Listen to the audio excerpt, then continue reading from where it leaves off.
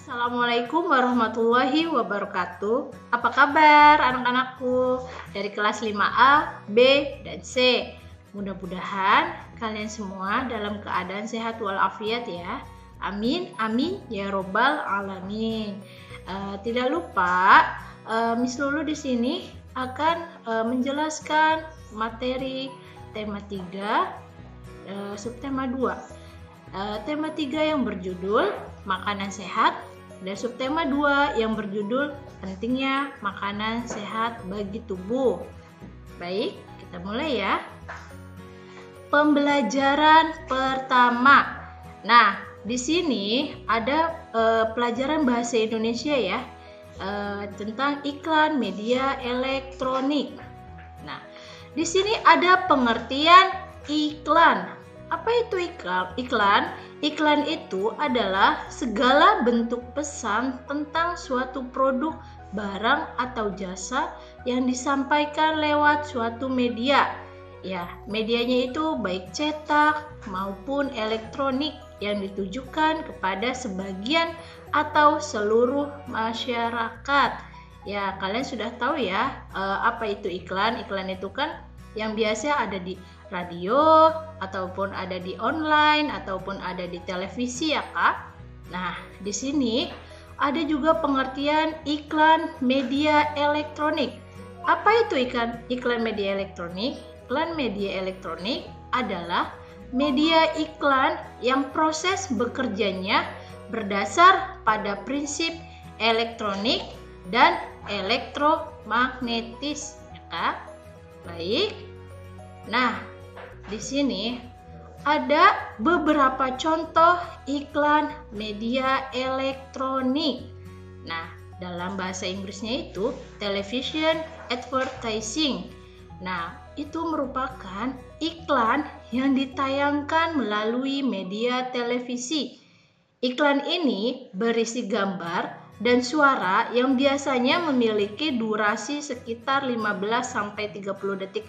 Seperti yang kita lihat sehari-hari ketika kita menonton televisi, itu biasanya terjeda iklan ya Kak. Itu iklan termasuk iklan televisi. Nah, biasanya kalau iklan yang ada di televisi itu berisi gambar dan suara saja ya, yang biasanya itu memiliki durasi sekitar 15 atau sampai 30 detik ya.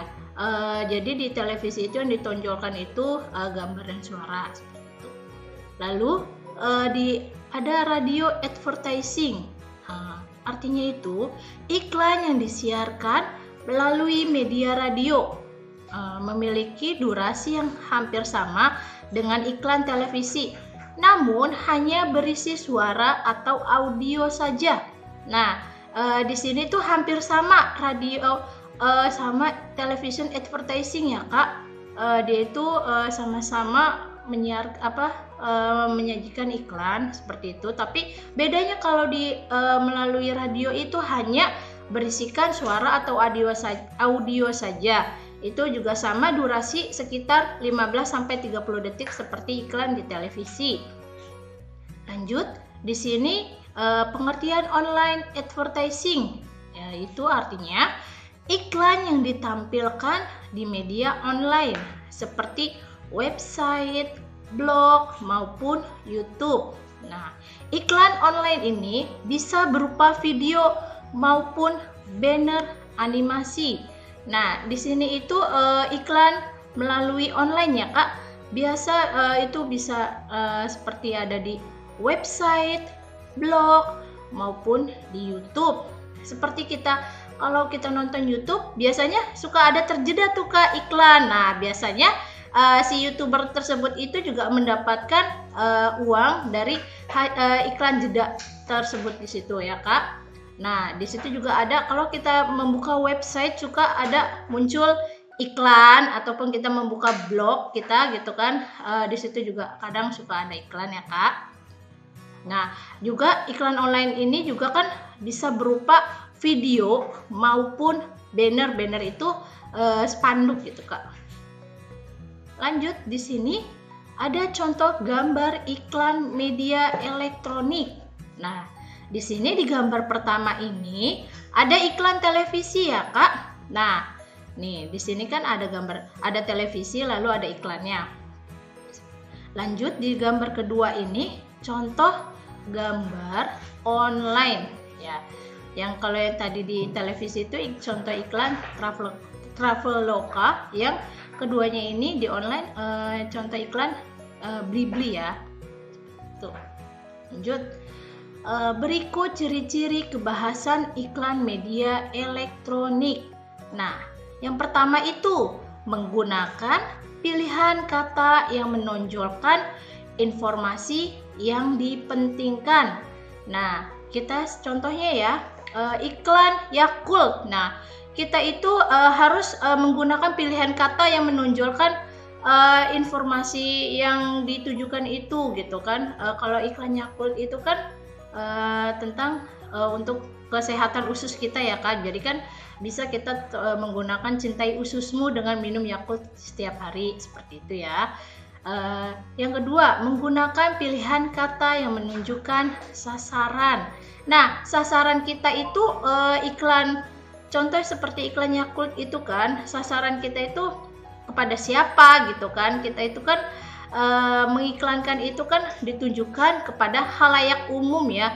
Jadi kita harus menggunakan kata-kata yang tepat gitu kan,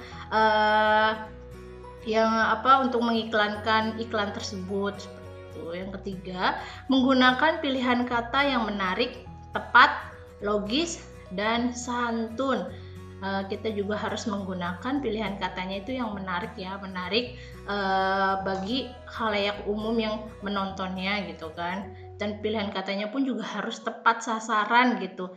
Kita iklan tentang Yakult gitu kan, contohnya untuk kesehatan usus ya, kita harus menggunakan kata-katanya itu yang berkaitan dengan kesehatan usus, seperti itu. Logis, masuk akal ya Kak gitu, dan santun, harus kata-katanya itu yang baik gitu ya, tidak mengandung kata-kata yang frontal seperti itu ya, atau yang tidak baik. Lanjut yang keempat, menggunakan pilihan kata yang memiliki sugesti bagi khalayak umum. Jadi kita itu harus juga menggunakan kata-kata itu yang mengajak khalayak umum gitu kan, bahwasanya untuk meyakinkan iklan kita ini nih bagus loh, seperti iklan Yakult itu bagus loh untuk kesehatan usus kita gitu. Kita harus benar-benar meyakinkan bagi khalayak umum bahwasanya iklan yang kita iklankan itu bagus untuk kesehatan kita gitu kan. Lanjut yang selanjutnya, pelajaran IPA, makanan sehat. Apa itu makanan sehat? Makanan sehat itu adalah makanan yang mengandung gizi seimbang, kaya akan serat dan zat yang dibutuhkan untuk perkembangan tubuh. Ya, kalau makanan sehat itu memang kita harus mengandung gizi yang seimbang ya Kak. Dan juga harus kaya akan serat gitu. Kaya akan serat seperti ada di buah-buahan ataupun ada di sayuran, seperti itu ya. Dilihat dari kandungannya, makanan sehat adalah makanan yang mengandung karbohidrat, protein, mineral, vitamin, dan lemak tak jenuh. Nah, kalau dari kandungan makanan sehat itu ya, makanan yang mengandung gizi seimbang itu memang harus mengandung karbohidrat, protein, mineral, vitamin, dan lemak tak jenuh. Karbohidrat itu contohnya seperti, tidak hanya nasi saja ya Kak, itu banyak sekali yang mengandung karbohidrat seperti jagung, seperti singkong, seperti kabocha, seperti itu ya. Lanjut, yang di sini yang mengandung protein juga tuh banyak sekali ya, protein hewani maupun protein nabati. Kayak protein hewani itu seperti daging sapi, daging kambing, ikan, itu ya Kak, dan lain-lainnya ya Kak. Kalau protein nabatinya seperti tahu, tempe, seperti itu. Itu baik ya untuk kesehatan kita ya, kalau kita konsumsi setiap hari. Nah, di sini juga ada mineral, vitamin, dan lemak tak jenuh. Mineral itu biasanya didapatkan dari buah-buahan, seperti itu kan. Buah-buahan itu mengandung vitamin dan mineral, ataupun sayur-sayuran seperti itu. mengandung juga vitamin, mineral gitu kan. Lanjut, dan di sini ada yang mengandung lemak tak jenuh. Lemak tak jenuh itu seperti kita menggunakan minyak canola ataupun minyak jagung ataupun minyak bunga matahari seperti itu. Itu bagus untuk kesehatan tubuh kita atau kesehatan jantung kita ya Kak, ataupun minyak zaitun gitu. Jadi kita itu harus menggunakan ketika kita ingin menggoreng itu tidak boleh menggunakan minyak yang sudah dipakai kita pakai lagi seperti itu. Itu kita harus menggunakan minyak itu cukup sekali gitu, tidak boleh berulang-ulang minyak itu digunakan. Dan kita juga kalau untuk kesehatan jantung ya seperti yang tadi Miss Lulu jelaskan, kita menggunakan minyak zaitun, canola, bunga matahari ataupun minyak jagung. Nah, jika makanan yang kita konsumsi tidak memiliki kandungan nutrisi tersebut secara lengkap, artinya tubuh kita masih kekurangan nutrisi yang tepat dan makanan tersebut belum bisa dikatakan makanan sehat. Seperti itu. Kalau kita memakan makanan yang tidak memiliki kandungan nutrisi yang lengkap seperti karbohidrat, protein, mineral, vitamin, dan lemak tak jenuh, biasanya itu makanan yang kita makan itu belum bisa dikatakan namanya makanan sehat ya Kak. Baik, lanjut.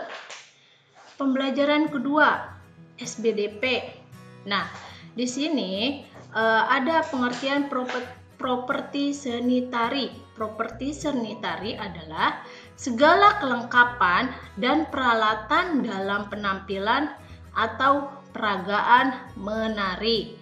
Nah, properti dapat terbuat dari kain, kayu, besi, plastik, tembaga, atau kulit. Nah, macam-macam properti itu macam-macamnya bahan-bahannya ada bermacam-macam ya, kayak tuh dari kain, kayu, besi, plastik, tembaga, atau kulit. Kayak seperti selendang. Selendang itu kan terbuat dari kain seperti itu ya Kak. Ataupun dari sarung tangan seperti itu.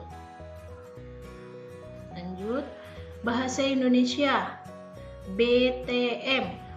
BTM itu bahan makanan tambahan.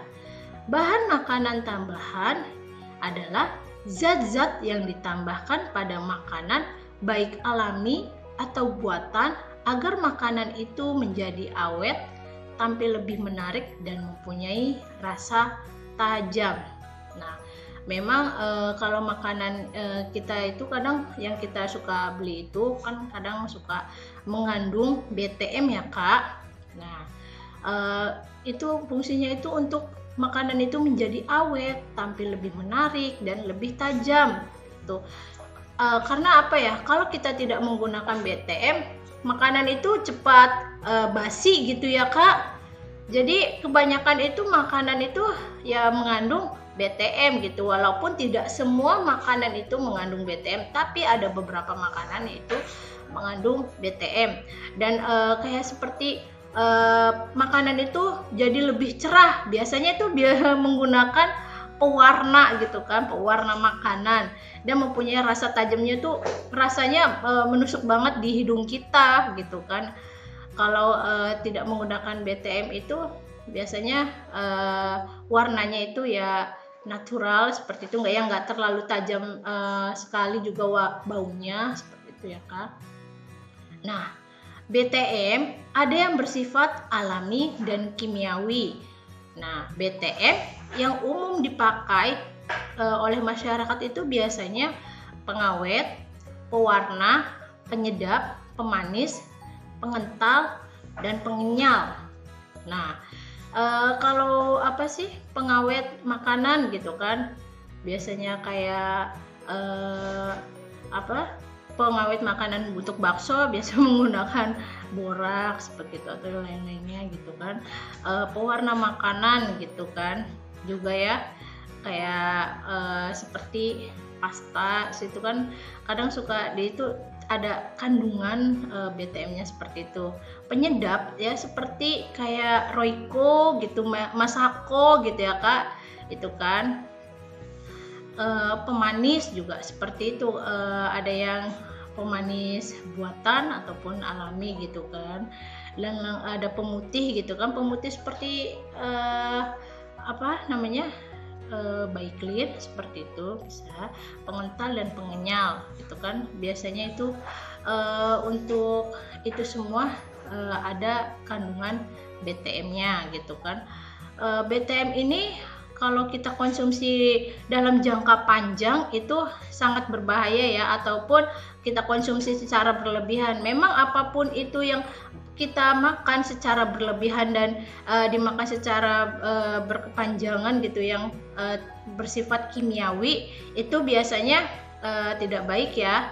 Itu sangatlah berbahaya bagi kesehatan kita. Maka dari itu kita lebih baik memakan makanan yang alami. Lanjut. Di sini ada pelajaran IPA.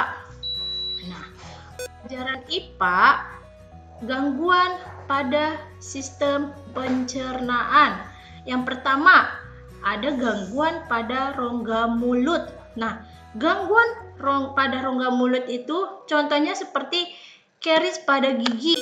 Nah, apa itu karies pada gigi? Biasanya kalau karies pada gigi itu giginya itu ada plek gitu kan, plek yang berwarna white spot gitu kan, ataupun ada yang berwarna dark spot gitu kan. Itu tanda-tanda awal mulanya karies pada gigi. Nah, biasanya mengikis lapisan email kita, lama-lama itu gigi kita itu jadi pada bahasanya itu apa ya, grepes gitu, atau mengikis gitu. Gigi kita itu sudah tidak sehat lagi atau sudah tidak bagus lagi ketika dilihatnya gitu kan. Itu perlu harus ke dokter gigi. Itu biasanya karies pada gigi itu disebabkan pada ketika ada anak yang mengemut makanan. Itu kan biasanya nempel-nempel makanan tuh pada gigi gitu kan. Jadi suka bisa menyebabkan karies pada gigi gitu. Atau kebanyakan makanan ketika kita makan itu kita jarang gosok gigi gitu. Jadi kita tuh harus gosok gigi. Jadi sebelum tidur kita kan kita juga harus perlu gosok gigi ya Kak gitu. Nah, yang kedua di sini ada sariawan. Nah, sariawan ini biasanya gangguan pencernaan pada bibir, gusi atau lidah. Nah, biasanya kalau sariawan ini itu terjadi kan karena bisa juga kita tergigit ketika kita lagi makan, ataupun kita lagi alergi makanan, pada alergi makanan tersebut, ataupun infeksi pada saluran pencernaan kita gitu kan, atau gangguan hormonal karena stres atau kurang menjaga kebersihan mulut kita gitu. Maka dari itu kita itu harus menjaga kebersihan rongga mulut kita ya, dari gigi, dari lidah kita gitu kan. Kita harus sering-sering dibersihkan gitu kayak. Nah, yang kedua, gangguan pada rongga perut. Nah, gangguan pada rongga perut ini di sini yang pertama ada tukak lambung. Tukak lambung ini terjadi pada dinding lambung kita ya Kak. Nah, dinding lambung kita ini biasanya nih ada luka nih Kak. Nah, dia itu disebabkan biasanya ada infeksi bakteri. Nah, dan ini jadinya makan teratur ini dapat mencegah peradangan. Jadi kalau kita makannya itu tidak sesuai jadwal kita gitu kan. Harusnya kita sarapan pagi tapi kita tidak sarapan pagi. Biasanya itu lambung kita akan buka seperti itu, atau kita makan makanan yang pedas seperti itu. Jadi kita itu harus makan tepat waktu atau menjaga makanan kita gitu kan, harus makan makanan yang sehat gitu kan, olahraga yang teratur, tidur yang cukup gitu kan, untuk menjaga kesehatan dari tubuh kita ini ya Kak. Lanjut di sini B ini ada diare. Diare itu biasanya itu kita tuh perutnya terasa mulas, lalu feses kita itu cair ya Kak. Jadi berkali-kali dalam sehari itu kita buang air besar gitu, tapi feses kita tuh berkali-kali juga cair gitu kan. Biasanya ini respon tubuh kita ini karena adanya bakteri dalam tubuh kita. Entah itu kita makan makanan yang yang tidak sehat seperti itu kan, atau kita makan makanan ketika kita makan makanan itu jatuh ke lantai atau ke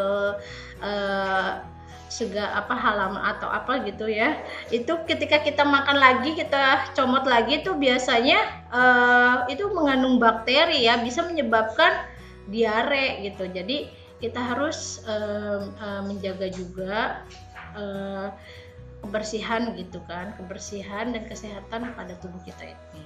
Nah, yang ketiga ini ada sembelit. Sembelit itu konstipasi biasa disebut, ataupun biasa disebut juga itu sulit untuk buang air besar, seperti itu ya Kak. Biasanya ini terjadi itu karena terlalu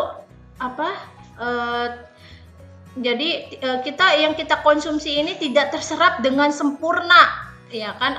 Seperti kita makan makanan tuh biasanya kan harusnya terserap disempurnakan di saluran pencernaan kita, tapi ketika itu tidak terserap sempurna, itu biasanya terjadi sembelit atau susah buang air besar itu. Dan di sini yang keempat ini ada radang usus buntu. Nah, biasanya radang usus buntu itu karena itu mengalami infeksi oleh bakteri. Jadi usus kita ini terjadi infeksi. Nah, infeksi itu karena bakteri ya Kak. Nah, biasanya ini kadang suka banyak orang yang karena ada usus buntu itu kadang suka ada yang namanya operasi. Maka dari itu lebih baik kita itu mencegah daripada mengobati ya Kak. Lanjut di sini yang kelima ada gastritis. Nah, gastritis ini biasanya terjadi peradangan pada dinding lambung. Nah, biasanya ini banyak mengandung kuman-kuman penyakit nih Kak. Jadi sehingga kita terjadi penyakit gastritis seperti itu ya Kak. Itu juga disebabkan oleh kadar asam kloridanya itu terlalu tinggi. Jadi kita makan makanan yang asamnya itu terlalu tinggi atau terlalu berlebihan gitu kan, sehingga kita terjadi gastritis. Lanjut di sini ada hepatitis. Biasanya ini hepatitis ini infeksi virus pada hati kita. Nah, jadi di sini selalu menyarankan untuk menjaga kesehatan kita ya, kesehatan maupun kebersihan gitu kan, karena mengobati itu sangatlah mahal gitu kan. Jadi lebih baik kita mencegah dari sekarang gitu kan. Lanjut pembelajaran ketiga IPS. Nah, di sini ada pengertian perubahan sosial budaya. Perubahan sosial budaya adalah sebuah gejala berubahnya struktur sosial dan pola budaya dalam suatu masyarakat. Nah, perubahan itu terjadi sesuai dengan hakikat dan sifat dasar manusia yang selalu ingin mengadakan perubahan. Kebosanan manusia sebenarnya merupakan penyebab dari perubahan. Nah, kalau manusia itu mudah sekali bosan ya. Jadi kebosanan pada manusia itu merupakan juga penyebab dari perubahan sosial budaya tersebut, ya Kak. Lanjut, di sini ada perubahan sosial terjadi karena beberapa faktor, diantaranya komunikasi, cara dan pola pikir masyarakat. Faktor internal lainnya seperti perubahan jumlah penduduk, penemuan baru, terjadinya konflik atau revolusi, dan faktor eksternalnya seperti bencana alam dan perubahan iklim, peperangan, dan pengaruh kebudayaan masyarakat lain. Nah, di sini juga ada faktor internal maupun eksternal seperti itu ya Kak.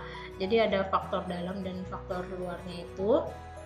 Nah, juga terjadi perubahan sosial budaya itu juga terjadi karena pengaruh kebudayaan masyarakat lain gitu, ataupun pengaruh kebudayaan asing gitu masuk ke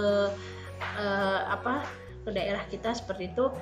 Dan biasanya itu bisa mengubah cara dan pola pikir masyarakat ya kan, masyarakat tersebut untuk biasanya terjadi perubahan sosial budaya. Jadi maka dari itu kita harus memegang teguh pendirian kita gitu, agar kita tidak terpengaruh gitu kan oleh budaya asing gitu kan. Nah, sampai di sini ada ya, mudah-mudahan bisa dipahami ya Kak.